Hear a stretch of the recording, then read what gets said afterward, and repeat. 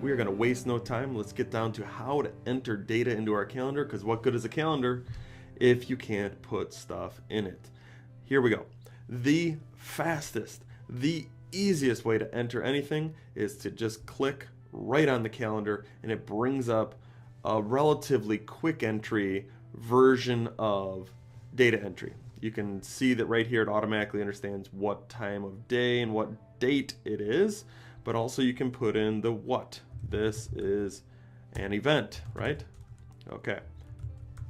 Then you could say create this event. It's that simple. That's that quick of an entry for anything that's on the screen for you right here during this week or during this day potentially, or this month. However you're looking at your calendar, it's easy to enter information. The one thing it automatically does though is it creates a 1 hour time slot, which you can then expand or contract down to.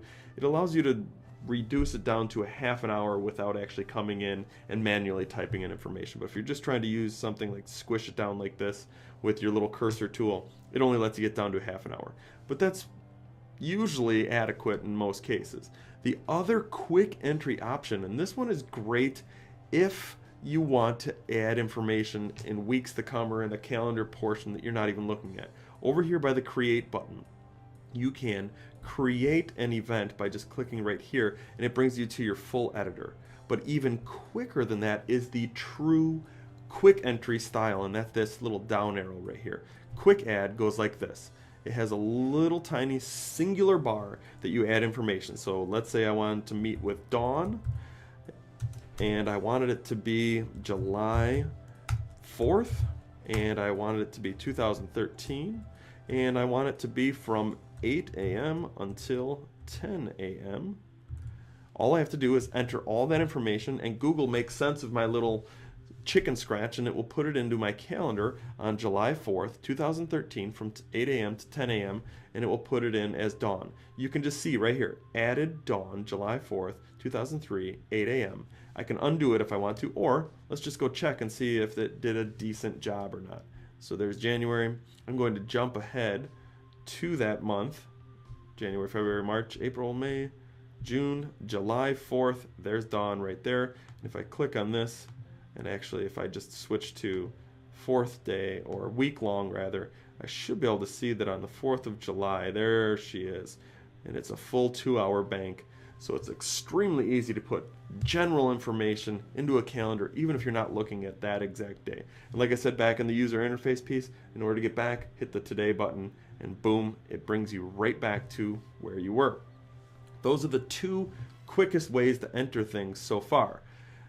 You're also going to notice, much like within this create button right here, this is not necessarily that quick, but it's much more robust. You have all these different options in here. You can get to those same exact options even from the quick view right here. Once you enter what it is, I'm going to do a training. There we are. I can either create the event or I can edit this event and add more information about it. So when I come in here, notice it loaded that same exact page that I was just looking at a second ago, and now I can dictate whether it's an all-day event or if it's just a certain amount of time. And now here's where I can say, you know what, I only want it to be 15 minutes long. I could even say it's going to go till 8:17 a.m. exactly. And there's my actual timing in there. I can even change time zones. I can make it repeat. If I pick repeat, it's going to give me options. Do I want it to repeat every week, every month, every year, only on weekends? Do I want it to repeat on Mondays, Wednesdays, and Fridays? I could even say I want it to start on such and such a day and then end after 4 weeks or end after this exact day. There's a ton of different options in here, and I'm going to hit done right here. It loads in my repeat information. I can hit edit if I need to. Over here, or down here rather, I can go to where, and I could put the location of the event in here. I could also put in some Google Hangout information if you're a Google Hangout, Google Plus user, and I can even pick which calendar I want this to go on.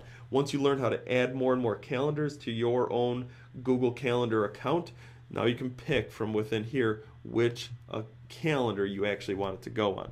Then the description, you can color code all your events down here. You can even add attachments to an actual calendar event, which is extremely nice. Finally, down here, you can show yourself as available or busy. So in other words, you can put this calendar piece in there just as a reminder for yourself, not actually as a scheduled calendar piece. So you want people, when they're looking at your calendar, to see, oh, he's actually available. He just has a reminder set up for himself right in there. And you can actually say whether it's public or private in here.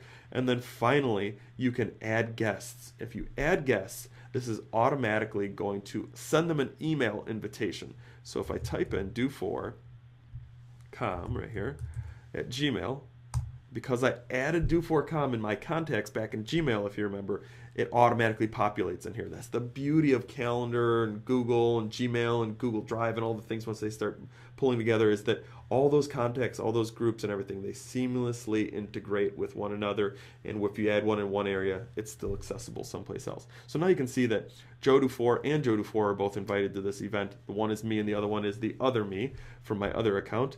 And I could X out of these people if I wanted to. I can also give each one of these individuals the ability to actually edit this invitation. But now this person is going to receive an email from me as soon as I add this, and I'm going to scroll up here to the very top where it says save, hit save, and now it says invite external guest. That's exactly what I want to do. Would you like to send an invitation to this guest? That's the email that I'm talking about. And voila. So now that training has been scheduled, you can see the little timer button right there. You can also see that I have this little icon right here that means that I have associated it with multiple offerings. It's a recurring event. And that next little tiny icon right there is the guest. In other words, I have invited someone to this party. That's the basics of how and what you can create as far as an event in calendars. Now let's take a super quick look at how we can edit the event that I've already created, and how you can take a look at someone else's calendar while you're taking a look at your own. Here we have that little tiny dialog that allows you to say whether you're going, you can delete information, but if you want to, you can get in here and actually edit the event. You come into the event, it's that same dialog we were just on a second ago, only I have a new drop-down option here at the top. If I click on it, you'll see that I can change the owner. I could actually make the invitation the other person's invitation instead of making it my own or making it my own calendar piece. I can also duplicate the event and paste it someplace else if I want to. Here is a little tab that we didn't go over while we were creating this, but it makes sense to still take a look at this now. If I wanted to find a common time between myself and my invitees, as long as they're in the same calendar, as long as they have shared their calendar with me, much like do4com at Gmail right here has actually shared his calendar with me. So when I create an invite like this, I can actually see exactly when he's available. So I can see during this day that I was looking to create an invitation, there's a few time slots where actually we're both available. So I could plug in my invitation to meet up with and match up with his availability. Here's me on this side right here, and here's do4com on this side. And the more people you add, the more they get placed next to each other, and you can try and play that puzzle game and figure out when in the world is this invitation going to actually work. Like I said, this only works if people have invited you or shared their calendar with you, but if you're in the same system and the system actually automatically shares publicly some administrator information among administrators or among faculty, it makes meeting and meeting times so much easier. Let's save this and get back to this section right here. We've already seen quite a few different ways to add information to a calendar, but there's one more way to quickly add information to one or another or different calendars than what you're looking at by default. Every time you click on this, there's a defaulted calendar, but you may have multiple calendars. You might have 15 or 20 calendars over underneath the My Calendar section. You may have a personal one, a private one, a share with my wife or husband one, a my kids one, an 8th grade one, a basketball one. There may be all kinds of calendars that you either follow or have created. And so down over here you can see my two that I've created with inside of this account are the one named after me, and then the other one called Testing Calendar. If I want to add something to the Joe24 one, that one's by default. So every time I click on the calendar, it automatically does it. If I want to add one to the Testing Calendar, I just click on this down arrow that I showed you in the first video, and I can create an event directly on this calendar automatically. So I do that, and it automatically has testing calendar in here. You'll notice that that's the same thing as when I go like this. I enter this, I put some information in, I hit edit event, and I'm back to the same exact screen, only now I need to change my calendar option right here to testing calendar. So they get you to the same spot, but one is just a little bit quicker than the other one. But now you can see I have two different events on two different calendars. How do I know that? Bottom one right here is in green, the top one right here is in yellow. Those are two totally separate calendars, but I just look at them in the same view. That's it. That's all you do in order to get information in your calendar, as well as trying to get that same information, calendar invites, to other people.